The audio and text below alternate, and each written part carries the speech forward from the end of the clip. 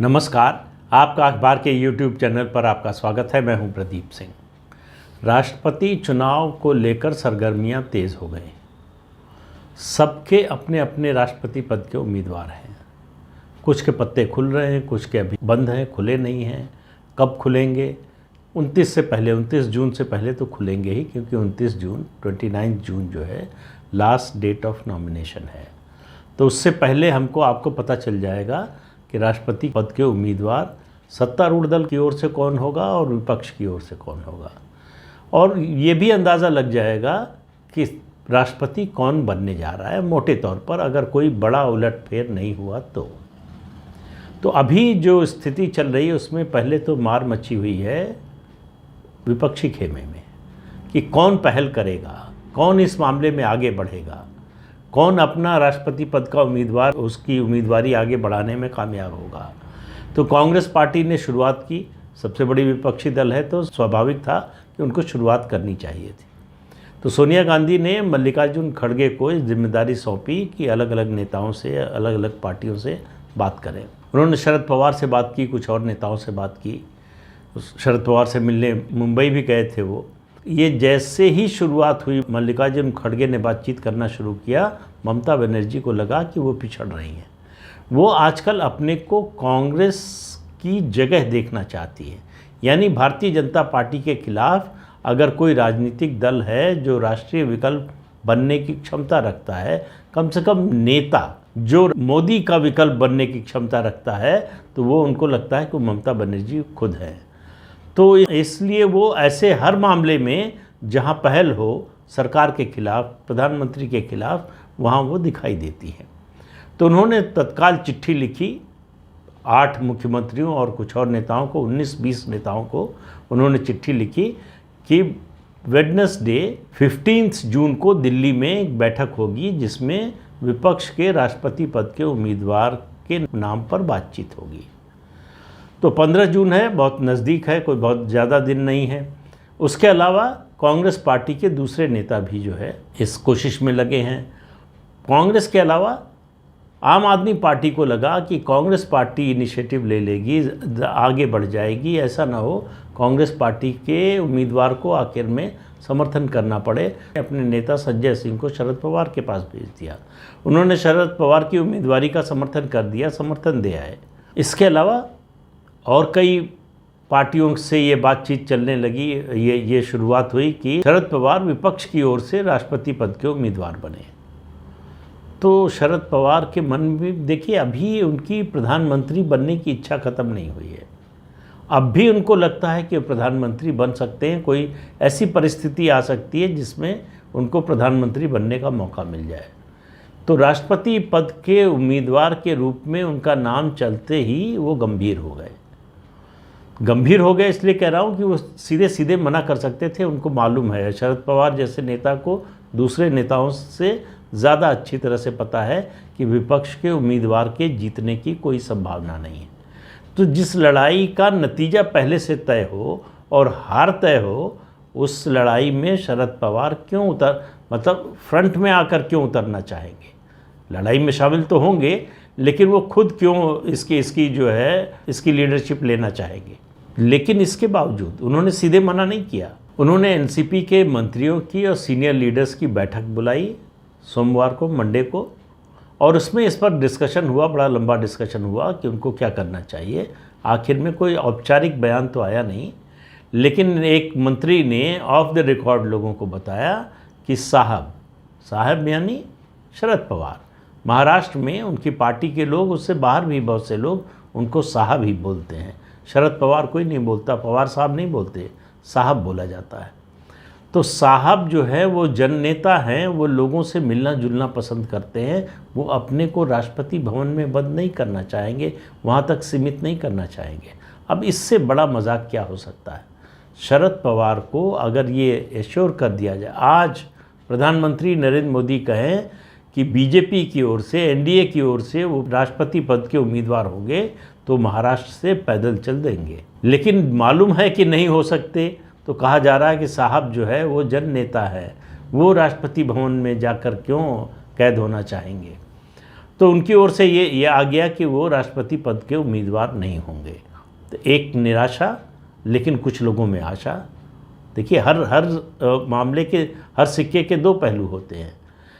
निराशा इसलिए हुई कि जो लोग कोशिश कर रहे थे कांग्रेस का उम्मीदवार न बनने पाए, कांग्रेस से बाहर का कोई उम्मीदवार बन जाए, उनके मन में निराशा। लेकिन जो लोग अपना कैंडिडेट लेकर खड़े थे, उनके मन में उम्मीद जगी कि भाई शरद पवार का सीधे विरोध करना मुश्किल होता उनके नाम का।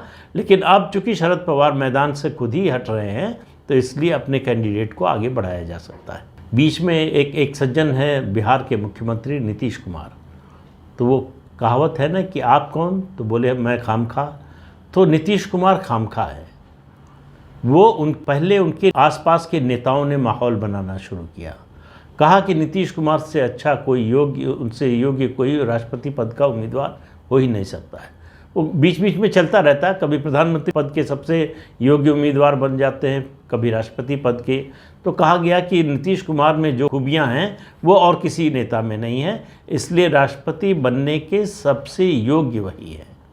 जब ये कोरस अपने क्रिसेंडो पे पहुंचा, अपने सप्तम सुर में पहुंचा, तब अवतरित हुए नीतीश कुमार। उन्होंने कहा कि मेरी राष्ट्रपति बनने की कोई इच्छा नहीं है। अब आप देखिए, जब कोई नेता ऐसी बात बोलता है तो आप 99.99% मामलों में ये मानकर चलिए, बिना ज़्यादा सोच विचार किए मानकर चलिए कि मन में कुछ और है, बाहर कुछ और है। मन मन भावे मूड़ी हिलावे, पूर्वी उत्तर प्रदेश की एक कहावत है कि अच्छा तो लग रहा है लेकिन ना में सर हिला रहे हैं। दरअसल उनकी ना हाँ है। सवाल ये है कि नीतीश कुमार को कोई राष्ट्रपति पद का उम्मीदवार बना रहा है क्या? किसी ने कहा बन जाइए, उनकी पार्टी से बाहर किसी ने, हाँ एक नेता ने कहा था, और इत्तेफाक देखिए कि वो नेता जेल में है। फरवरी में, इसी साल फरवरी में नवाब मलिक ने कहा था कि अगर नीतीश कुमार भारतीय जनता पार्टी से नाता तोड़ लें तो एनसीपी उनको राष्ट्रपति पद का उम्मीदवार बनाने के लिए तैयार है। अब इसको लगता है नीतीश कुमार ने बहुत सीरियसली ले लिया। उनकी पार्टी और उनके आसपास की जो चौकड़ी है उसने और ज़्यादा सीरियसली ले लिया। उनको लगा कि वो सचमुच राष्ट्रपति पद के उम्मीदवार हों। याद कीजिए 2013 में इससे भी ज़्यादा सीरियस थे। ये पता नहीं, हो सकता है इस बार ज़्यादा और सीरियस हो, क्योंकि उस समय तो लोकसभा सदस्यों को जिताकर लाने का भी मामला था, कितनी संख्या होगी वो सब मामला था। इस बार तो पूरे विपक्ष की ओर से उम्मीदवार बनने का मामला था, तो संख्या जुटाने का काम बहुत सी पार्टियों के पास होता। तो उन्होंने बड़ा सीरियसली लगता है ले लिया इस बात को, नवाब मलिक के इस बयान को। उसमें से बीजेपी का साथ छोड़ने ये निकाल दिया। बीजेपी का साथ छोड़ने के लिए वो रास्ता तो खोज रहे हैं, लेकिन ऐसी भूल भुलैया में घूम रहे हैं कि उनको रास्ता मिल नहीं रहा है। मुद्दा खोज रहे हैं, मुद्दा मिल नहीं रहा है। जो मुद्दा खोज कर ला रहे हैं, लग रहा है कि बस ये काम कर जाएगा, उसको बीजेपी जो है गिरा देती है। तो इसलिए वो बड़ी मुश्किल में है आजकल। लेकिन जैसे 2013 में उनको ये इल्हाम हो गया, उनको ये गलतफहमी हो गई कि वो देश के प्रधानमंत्री पद के दावेदार हो सकते हैं। बनना तो छोड़ दीजिए, वो प्रधानमंत्री पद के दावेदार हो सकते हैं अगर वो नरेंद्र मोदी को भाजपा का प्रधानमंत्री पद का उम्मीदवार बनने से रोक दें। अब आप देखिए कि गलतफहमी की दवा तो हकीम लुकमान के पास भी नहीं थी, तो और कोई और किसी के पास कहाँ से हो सकती है? तो नीतीश कुमार की गलतफहमी, उनकी राजनीति 2013 से जो डिरेल हुई है, उसका एकमात्र कारण उनकी अति महत्वाकांक्षा है। अपनी हैसियत, अपनी सामर्थ्य, अपने जनाधार, इन सब से आगे बढ़कर जब महत्वाकांक्षा हावी हो जाए आप पर, तो वही होता है जो नीतीश कुमार के साथ होता है।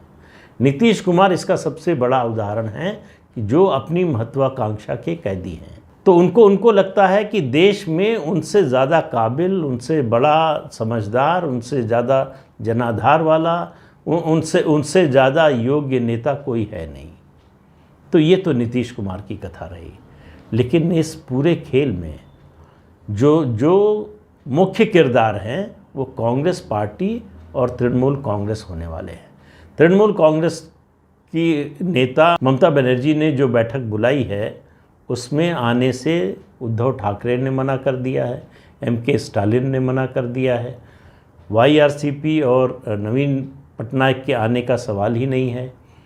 KCR आएंगे कि नहीं आएंगे ये किसी को पता नहीं है। उसी तरह से हेमंत सोरेन के भी आने की उम्मीद नहीं है। लेफ़्ट पार्टीज़ ने तो एतराज़ यहाँ तक कर दिया है कि ये उनकी पहल जो है वो गलत है, विपक्षी खेमे में फूट डालने जैसी है। जब कांग्रेस ने इनिशिएटिव लिया, बातचीत हो रही है, तो इस बैठक को बुलाने का क्या अर्थ है? इस सब को देखते हुए TMC की जो बैठक है, जो कल यानी बुधवार को होने वाली है, उसके कामयाब होने की उम्मीद बहुत कम है। नेता कम आएंगे, जो प्रमुख नेता बुलाए गए हैं उनमें से कितने आएंगे पता नहीं है। लेकिन कांग्रेस पार्टी इसको जो है बहुत गंभीरता से ले रही है कि तृणमूल कांग्रेस और ममता बनर्जी खास तौर से वो कांग्रेस पार्टी को नीचा दिखाने की कोशिश कर रही हैं। वैसे कांग्रेस पार्टी तो जितना नीचे जा रही है उसको नीचा दिखाने की किसी को ज़रूरत ही नहीं है। वो अपने आप वो काम कर रही है, किसी और को ये काम करने की ज़रूरत नहीं है। लेकिन ममता बनर्जी ये करने की कोशिश कर रही हैं। और सोनिया गांधी को निश्चित रूप से 2012 के राष्ट्रपति चुनाव का मुद्दा याद होगा, जब ममता बनर्जी ने उनका पूरा खेल बिगाड़ दिया था। सोनिया गांधी ने कॉन्फिडेंस में उनसे जो आमने सामने की बातचीत में जो कुछ कहा था वो उन्होंने बाहर आकर प्रेस कॉन्फ्रेंस में बोल दिया। उसके बाद सोनिया गांधी के पास कोई विकल्प नहीं रह गया सिवाय इसके कि प्रणब मुखर्जी को कांग्रेस का राष्ट्रपति पद का उम्मीदवार घोषित करें। तो दूध की जली हुई हैं सोनिया गांधी ममता बनर्जी के बारे में, इस मामले में, इसलिए वो छाछ भी फूंक फूंक कर पी रही हैं। तो उन्होंने लगाया मल्लिकार्जुन खड़गे के अलावा शरद पवार से भी बात की है उन्होंने, और दूसरे नेताओं से बातचीत कर रही हैं। हालांकि अभी वो गंगाराम अस्पताल में भर्ती हैं, तबीयत उनकी ठीक नहीं है। ईडी का समन का टेंशन अलग से है। राहुल गांधी 2 दिन से ईडी के सामने पेश हो रहे हैं। कांग्रेस पार्टी ऐसे दिखा रही है जैसे वो आज़ादी का आंदोलन लड़ रहे हों, अंग्रेज़ों से देश को मुक्त करा रहे हों। लेकिन वो सब चीज़ें अब अलग हैं। अभी राष्ट्रपति चुनाव की बात हो रही है। तो अब सवाल ये है कि TMC का राष्ट्रपति पद का उम्मीदवार कौन होगा? मैंने कहा ना, सबके अपने अपने राष्ट्रपति हैं।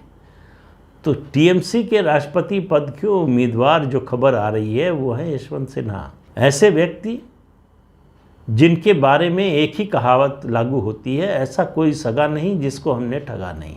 तो TMC के खेमे से खबर है कि ममता बनर्जी यशवंत सिन्हा को राष्ट्रपति पद का उम्मीदवार घोषित करना चाहती हैं, विपक्ष का साझा उम्मीदवार। लेकिन मुझे नहीं लगता कि TMC के अलावा कोई भी पार्टी इसके लिए सहमत है। इसलिए ममता बनर्जी कोशिश कुछ भी कर लें, लेकिन यशवंत सिन्हा के नाम पर बाकी दल विचार करने को भी तैयार होंगे, इसमें भी मुझे शक है। लेकिन ममता बनर्जी की मुश्किल ये है कि उनके पास और कोई उम्मीदवार है नहीं, इस तरह का कोई और नेता है नहीं जिससे उनके संबंध हों। लेकिन एक डार्क हॉर्स भी है इसमें, जिसके नाम की चर्चा हो रही है कि कांग्रेस से कोई ना हो, तृणमूल कांग्रेस से ना हो, किसी और रीजनल पार्टी का ना हो। हालांकि कांग्रेस का ही जो नाम बताने जा रहा हूँ है तो वो मूल रूप से कांग्रेस का ही, और वो नाम है कांग्रेस के वरिष्ठ नेता और G23 के प्रमुख सदस्य गुलाम नबी आज़ाद का। तो कुछ लोग सेकुलरिज्म के नाम पर उनके नाम को आगे करना चाहते हैं, उनके नाम को कॉम्प्रोमाइज़ कैंडिडेट के नाम पर पेश करना चाहते हैं।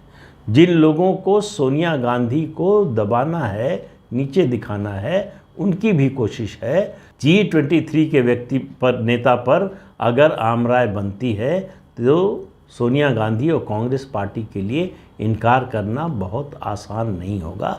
लेकिन सोनिया गांधी मानेंगी कभी? मुझे पूरा यकीन है कि ऐसा कभी हो नहीं सकता है।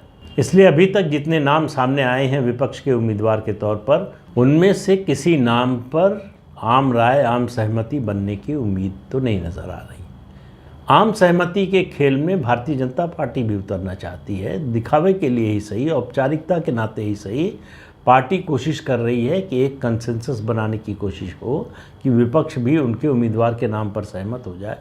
इसके लिए पार्टी ने 2 वरिष्ठ नेताओं राजनाथ सिंह और पार्टी के राष्ट्रीय अध्यक्ष JP नड्डा को लगाया। वो अलग अलग पार्टियों से पहले अपने सहयोगी दलों से बात करेंगे, फिर दूसरी पार्टियों के नेताओं से बात करेंगे। कोई बात बनने वाली नहीं है, ये बात शुरू होने से पहले ही कही जा सकती है और बड़े विश्वासपूर्वक कही जा सकती है। सवाल यह है कि बातचीत करने के लिए पहले आपको बताना पड़ेगा कि आपका उम्मीदवार कौन है। तो उम्मीदवार का नाम अभी इतनी जल्दी भाजपा घोषित करने जा रही है ऐसा लगता नहीं है, लेकिन मुझे लगता है कि ज़्यादा से ज़्यादा हफ्ते भर में नाम सामने आ जाएगा। मैं तो मतलब मुर्गे की एक टांग वाली कहावत के अनुसार अपने उसी नाम पर टिका हुआ हूँ, तेलंगाना की गवर्नर तमिलसाई सौंदरराजन, डॉक्टर तमिलसाई। मुझे लगता है कि शायद उनका नाम आगे आए। अभी तक जो खबरें आ रही हैं उससे ऐसा लग रहा है कि कोई महिला उम्मीदवार ही होगी। अब कौन होगा, बीजेपी में अभी कोई मार्गदर्शक मंडल में जाने वाला उस तरह का तो दिख नहीं रहा। हालांकि काफ़ी समय से उत्तर प्रदेश की गवर्नर आनंदीबेन पटेल का भी नाम चल रहा है, लेकिन मुझे थोड़ा शक है। लेकिन भारतीय जनता पार्टी के बारे में क्या फ़ैसला होगा, कौन सा नाम आएगा, आप कभी भी विश्वासपूर्वक कुछ नहीं कह सकते, क्योंकि आपको जो डिस्कशन का प्रोसेस है, जो विचार विमर्श की प्रक्रिया है, उसके बारे में कोई जानकारी नहीं होती। जिन लोगों से भी विचार विमर्श होता है उनमें से कोई कभी मुंह नहीं खोलता। तो इसलिए कुछ बाहर आएगा, जब तक कि औपचारिक घोषणा न हो इसकी कोई उम्मीद नहीं है। लेकिन जब तक घोषणा नहीं होती तब तक अंदाज़ा तो लगा ही सकते हैं, इसलिए मैंने भी अंदाज़ा लगाया। सच होगा गलत होगा कुछ दिन में मालूम हो जाएगा। तो आज के अंक में इतना ही, अगले अंक में फिर मिलेंगे किसी नए मुद्दे के साथ। तब तक के लिए इजाज़त दीजिए। आपसे अनुरोध है कि ये चैनल देखिए, शेयर कीजिए, लाइक कीजिए और सब्सक्राइब ज़रूर कीजिए। नमस्कार।